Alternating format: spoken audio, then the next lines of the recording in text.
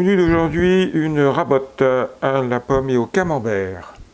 Pour réaliser cette recette, il vous faudra pour la sauce béchamel de la farine, du beurre et du lait. Et pour la rabote elle-même, un carré de pâte feuilletée par personne, une pomme par personne, du calva. Au goût, un bon camembert normand, ainsi qu'un œuf pour la dorure.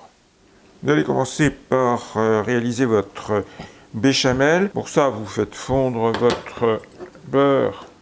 Une fois que le beurre commence à mousser, vous allez ajouter la valeur d'une demi-cuillère à soupe de farine. Dès qu'il commence à prendre une couleur un peu rousse, vous allez ajouter le lait. Vous allez ajouter le camembert coupé en petits morceaux que vous allez faire fondre dans la béchamel. Vous continuez à faire cuire jusqu'à obtenir une béchamel épaisse. Au besoin, si vous ne la trouvez pas assez épaisse, vous pouvez ajouter un peu de maïzena.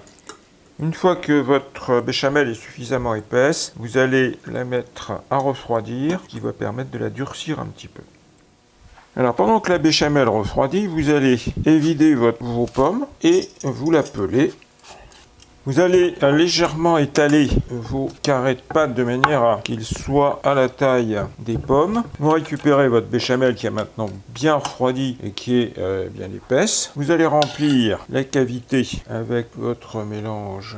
Là, c'est bien rempli, ça coule de l'autre côté. Pour éviter que ça ne se sauve à la cuisson, vous allez prendre des petits morceaux de pâte qui vont vous servir de bouchon. Vous la posez sur votre pâte et vous repliez votre pâte par les angles. Comme ça, votre pomme est parfaitement enfermée. On va dorer à l'œuf et une fois fait, vous la mettez à 180 degrés au four pendant environ 30 minutes. Comme ce dessert se mange tiède, si vous l'avez préparé à l'avance, il faut le mettre au frais, au frigo, pour pouvoir faire cuire au dernier moment. Voilà, après 30 minutes de cuisson où les rabotes sont cuites, il n'y a plus qu'à les laisser tiédir avant de les déguster.